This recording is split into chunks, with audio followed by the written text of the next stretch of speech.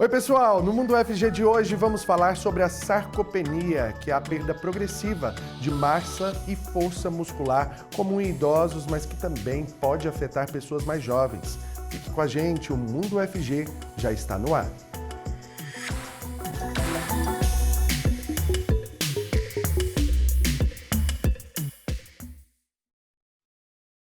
Opa, bom dia, seja bem-vinda, seja bem-vindo ao Mundo UFG. Eu sou Cássio Neves, um homem negro de pele clara, com cabelos cacheados e eu uso barba.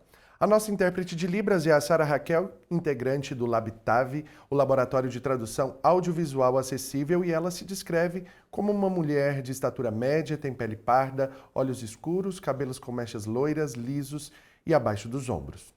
E nesse primeiro momento do programa, eu estou aqui em uma parte do estúdio onde eu tenho uma estante com livros, alguns objetos decorativos também aqui ao meu lado esquerdo e atrás de mim uma telinha com a logomarca da TV UFG nas tonalidades laranja e amarelo. E participe com a gente mandando sua pergunta para o nosso WhatsApp, o número é o 629-9181-1406. Eu vou ler a sua pergunta aqui ao vivo e você pode aproveitar também que está aí com o celular na mão e começar a seguir a gente por meio do nosso Instagram, @TVUFG, e fique por dentro de tudo o que é postado por lá. Agora eu já saio desse lado do estúdio e vou caminhando aqui então para o meu lado direito. Nessa outra parte do estúdio já estamos aqui com a nossa convidada. O cenário é composto por 2 sofás, eu me sento aqui num sofá azul que é menor, e ao meu lado direito já está a nossa convidada então em um sofá que é maior na cor branca. Com a gente hoje a professora Érica Silveira, professora da Faculdade de Medicina da UFG, seja muito bem-vinda. Muito obrigada pelo convite, bom dia a todos. Muito bom recebê-la aqui. E a professora ela se descreve como uma mulher branca, tem cabelos pretos, longos, ondulados e os olhos são castanhos. E antes de a gente continuar então aqui, né, na verdade, da gente começar a entrevista, vamos acompanhar o que diz o pesquisador Hudson Azevedo, que é fisioterapeuta e trabalha na Secretaria de Saúde do Distrito Federal desde 2011. Ele também participou do estudo da sarcopenia pela UNB durante o doutorado dele, onde inclusive conheceu a professora Érica Silveira. Estabeleceram então essa parceria na pesquisa. Rodou. O que é interessante é que é um produto feito com análise de pacientes encaminhados pela atenção primária aos serviços de referência. A gente encontra uma prevalência bem acentuada da sarcopenia e os outros elementos do seu fenótipo na população 80+. E os principais fatores de risco associados, né, ou fatores de proteção, a gente acaba observando a questão do peso corporal, né, a questão da dependência para as atividades de vida diária, quedas também, né, então ela pode ser um fator incremental, que esse paciente sarcopênico pode ter uma pior desfecho. Um estudo que ele surgiu inicialmente em parceria com a Universidade de Brasília, onde eu fiz o meu doutorado, e posteriormente pela Universidade Federal de Goiás, onde atuam tanto a professora Érica quanto a professora Ruth. Muito bem, o Hudson já adiantou aí pra gente o que é a sarcopenia, né? Essa perda do tônus muscular que, de fato, para as pessoas idosas é um perigo, né? Sim, é um problema de saúde, né? Nas consultas com o geriatra, é importante que seja avaliada essa questão, nas consultas dentro do Sistema Único de Saúde, nas unidades de saúde, porque inclusive a gente tem umas medidas bem simples assim para triar essa questão e perceber que a gente diz que é a medida da circunferência da panturrilha. Então é uma medida porque assim, os exames que a gente faz na pesquisa são exames mais sofisticados, que avalia não só a quantidade de massa muscular, mas também a questão da força e da funcionalidade muscular.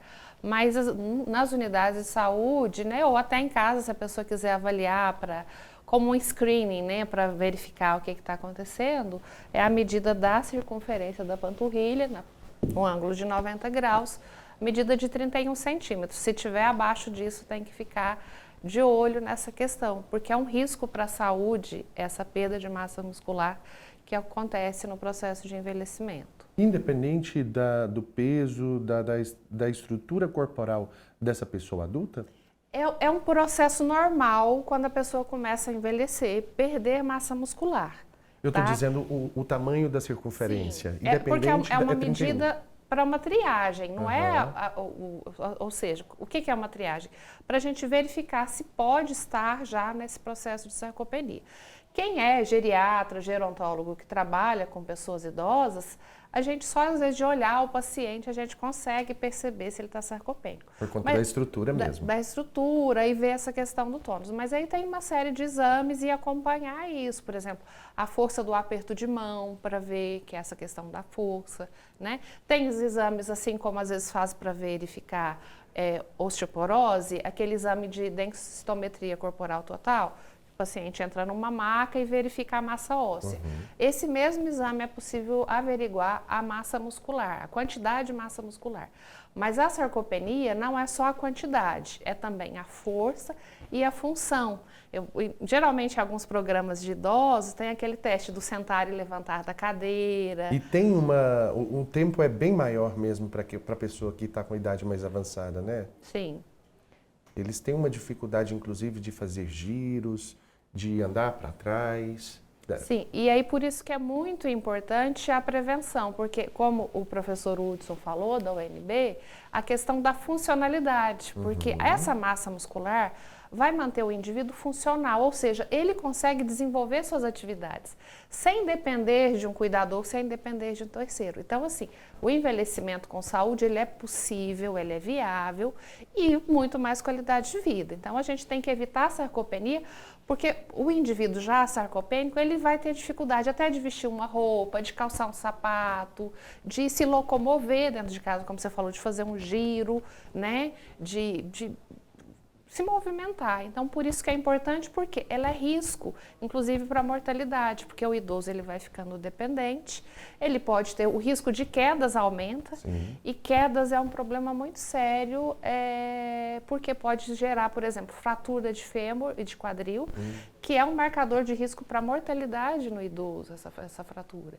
Então, a gente realmente, a massa muscular, preservar essa massa muscular é muito importante para prevenir esses outros desfechos negativos em saúde, inclusive aumentando o risco de mortalidade. O idoso sedentário que nunca fez uma atividade física durante toda a vida, ele vai ter muito mais possibilidade, então, de adquirir uma sarcopenia, pelo que a senhora estava explicando para a gente. Só que o que muitas vezes a gente percebe, eu tenho uma idosa em casa, inclusive o que a gente percebe é que, assim, quando chega nessa fase de que a mobilidade vai diminuindo e o médico indica uma atividade física, aí vem a desculpa, nossa, mas eu me sinto muito cansado ao fazer. Sim. É natural que você se sinta cansado mesmo, né? Até quem é jovem, ao fazer uma atividade física, vai sentir um pouco cansaço. Mas esse cansaço, inclusive, ele melhora a qualidade do sono, que é outro fator de risco para o idoso. Ele, às vezes, acaba reduzindo o seu sono, tendo problema de insônia e tendo que usar medicamento. Então, você fazendo exercício, você já previne ou trata a sarcopenia e vai tratar também o problema de insônia. Então, você já resolve outros problemas. Vai melhorar também a questão cardiovascular, que é muito importante no idoso, né? E aí é muito importante que essa atividade física, se for possível, junto com o fisioterapeuta, ou começar numa fisioterapia, por exemplo, o professor Hudson é um fisioterapeuta. Então é muito importante, porque às vezes o idoso já tem um problema osteomuscular, um problema de coluna, um problema no joelho, porque às vezes também, se ele começar com muita intensidade, pode afetar essas articulações. Então, o indivíduo idoso, ele tem que se cercar desses cuidados, não talvez começar com uma fisioterapia mais voltada para o exercício resistido. O que é o exercício resistido? É a famosa musculação. Então, você vai fazer a fisioterapia, não é aquela fisioterapia de ficar deitado com um aparelhinho. É uma fisioterapia que você vai fazer um exercício. Pilates seria interessante? Pilates é muito interessante, a natação, quem consegue, né? Mas, assim, o mais interessante mesmo é a musculação. É muito importante que a partir de 40 anos, já para prevenir a sarcopenia, as pessoas, por mais que façam futebol, um vôlei, um pilates, também entre numa musculação, porque aí que você realmente vai estar ativando a sua musculatura. E aí você vai prevenir não só a sarcopenia, como outro problema que é a osteoporose. Quando você ativa o músculo, você também ativa a massa óssea. O corpo é realmente uma engrenagem, ele em movimento com certeza vai trazer muito mais benefícios para a gente, né? E agora, Voltando para a pesquisa, como que se deu essa pesquisa, essa parceria, inclusive, com o professor Hudson, que fez a pesquisa dele de doutorado por meio da UNB? Sim, essas parcerias científicas são muito importantes. Essa pesquisa, inclusive, ela conta com pesquisadores da Inglaterra, porque eu fiz meu pós-doutorado na Inglaterra, nessa área de envelhecimento, então ela tem parceria, e tem parcerias com a UNB, que se deu... Eu conheço o Hudson de congressos dessa área de geriatria e gerontologia, mas também via professora Ruth Lousada, que era da UNB e que hoje é uma professora aqui da fisioterapia da UFG. Então, a partir, né, desse network científico, que nós fomos estabelecendo essas parcerias, né, com o Hudson, a professora Ruth, tem alunos de graduação, alunos de doutorado que eu oriento, e tem essa parceria também com uma equipe da Inglaterra. E essas parcerias acabam enriquecendo muito o conhecimento científico, proporcionando... A troca de saberes mesmo, né, professora? Sim, os saberes, a troca de conhecimento. E então, assim, o professor Hudson, ele tem uma inserção muito grande no sistema de saúde, né, principalmente de Taguatinga, no Distrito Federal. Trabalha na secretaria de lá, né? Sim, e aí a partir dessa amostra, né, que ele fez, a gente desenvolveu a pesquisa e analisamos esses dados em conjunto. Ele fez o doutorado dele e junto a gente desenvolveu. E o importante é a parte mais... Porque existem outros estudos de sarcopenia que a gente conseguiu fazer, como a gente diz, nos idosos mais idosos, os idosos de maior risco, os idosos longevos, que são esses de 80 anos ou mais. Então, nessa pesquisa, a gente avaliou mais de 80 anos e a gente avaliou também a pré-sarcopenia, a sarcopenia e a sarcopenia severa. A gente avaliou esses 3 pontos de corte. Então, para além do que a gente já revelou aqui sobre a pesquisa, quais são os outros dados que vocês descobriram? A gente conseguiu discriminar, assim, que o risco é maior nas mulheres, tá? Nas pessoas que já têm um certo baixo peso, pessoas que já estão começando a ter esse risco de mobilidade, né? Que se movimenta menos, vai aumentando. E a gente descobriu uma prevalência muito grande. Além da sarcopenia severa, a gente acabou descobrindo uma prevalência de quase 40%, até quase 45% das mulheres de pré-sarcopenia. Então, para quem está no Sistema Único de Saúde, essa pré-sarcopenia é um momento muito importante de agir para que não se torne uma sarcopenia ou uma sarcopenia severa. Mas depois de adquirir a sarcopenia, é possível sair dela, então, com os exercícios? É possível sair, principalmente com os exercícios de musculação, que são os exercícios resistidos. Sempre reforço essa questão da importância de ser orientado, para que não cause um outro problema de articulação, por exemplo.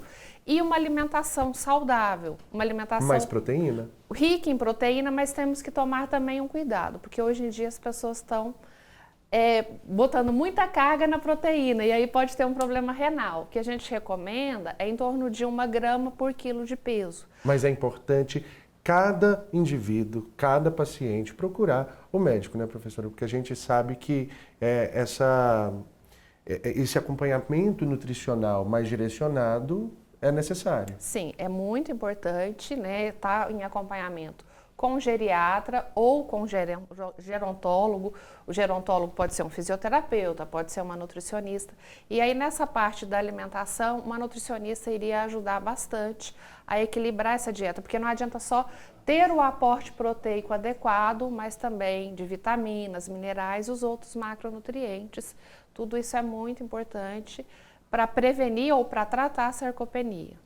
Muito bem, quero aqui então agradecer a presença da professora Érica Silveira, professora da Faculdade de Medicina da UFG, e agradecer também o professor Hudson, né, parceiro, e a professora Ruth Lousada também, que fizeram parte desse trabalho, assim como outros pesquisadores também que desenvolvem essas pesquisas unidos, né, com o estabelecimento dessa troca de saberes. Professora, muito obrigado mais uma vez. E o espaço está sempre aberto, viu? Eu que agradeço a oportunidade de falar desse tema tão relevante. Muito obrigado. E não saia daí, porque no próximo bloco tem mais notícias para você. Rapidinho, eu estou de volta.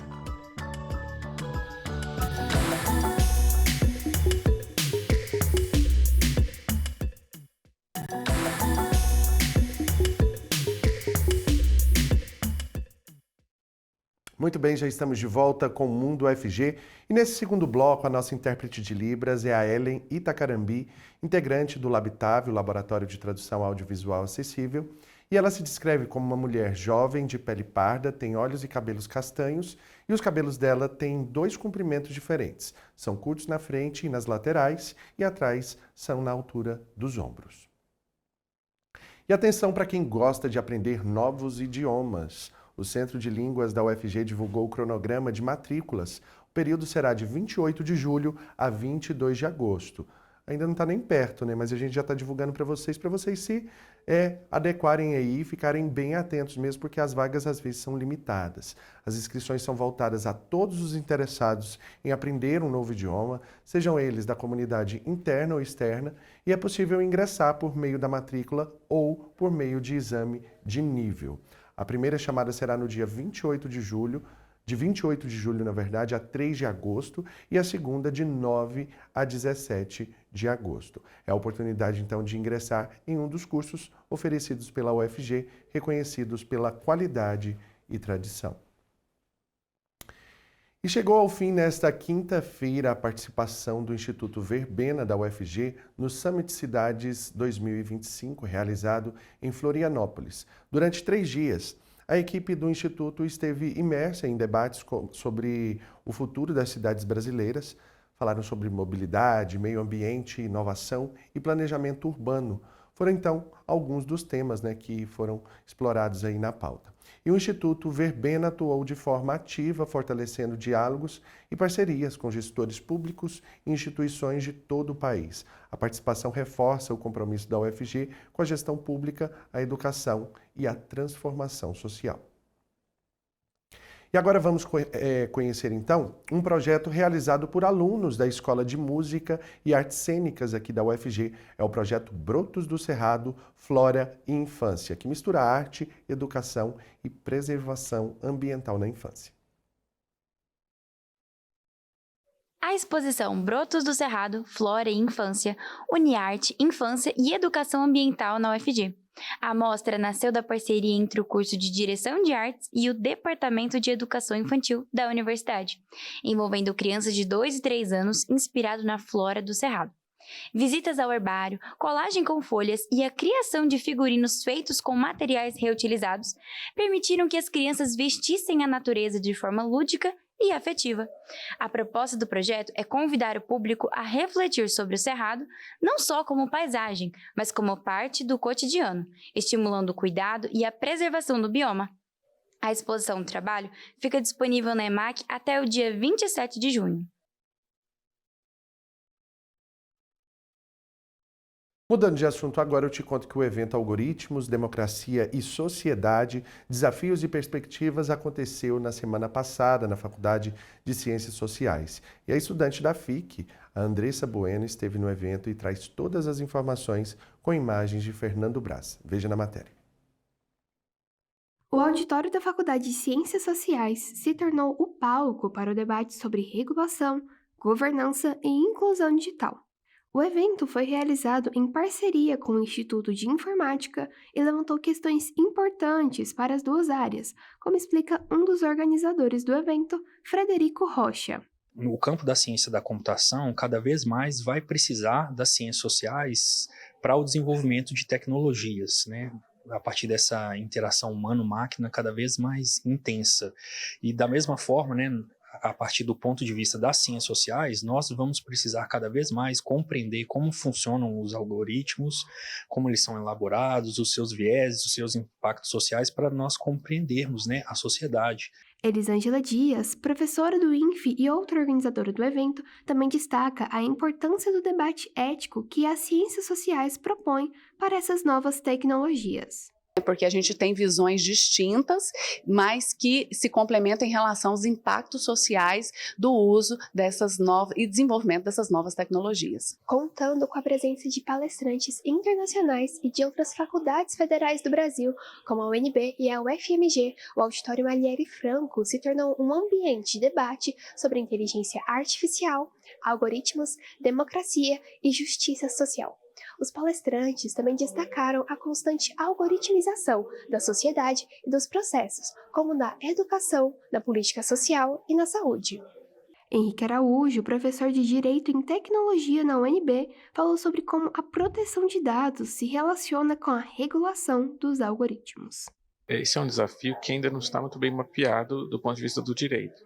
Então, a gente tem um mosaico normativo com muitas interferências de diversos tipos de lei, e a questão da proteção de dados é apenas uma das dimensões que a gente precisa considerar quando a gente vai falar sobre algoritmos.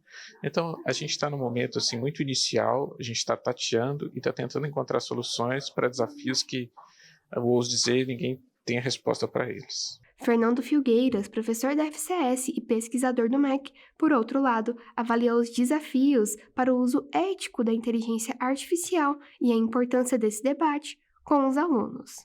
Como é que nós utilizamos a inteligência artificial no nosso cotidiano em diversos aspectos, como questões propriamente mais institucionais, como questão de direitos autorais, a inclusão da inteligência artificial no trabalho científico, na pesquisa acadêmica. Então, são questões muito importantes que a gente precisa começar a formar pessoas, formar os estudantes, a participação deles nesse sentido é vital.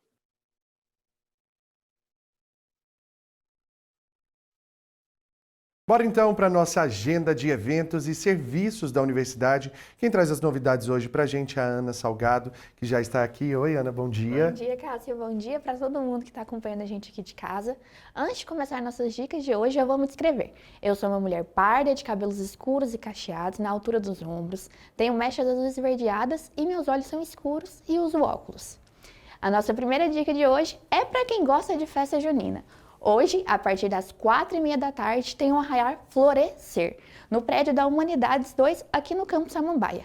E para participar, é só levar um prato de comida típica ou sua bebida preferida. E é claro, todo mundo está convidado para participar com trajes típicos e muita animação.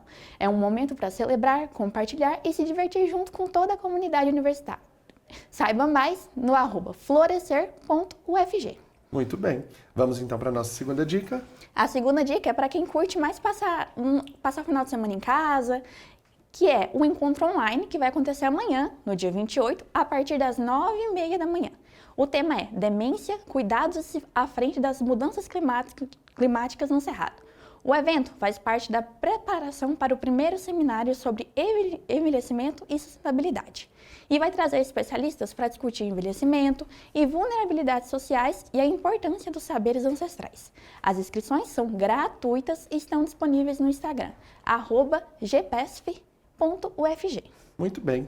E então vamos agora para o final de semana, né? Quero aqui te agradecer pelas dicas, Ana, e despedir também do público, lembrando que na segunda-feira a gente está de volta a partir das 11h30 da manhã. Beijos, até mais, tchau.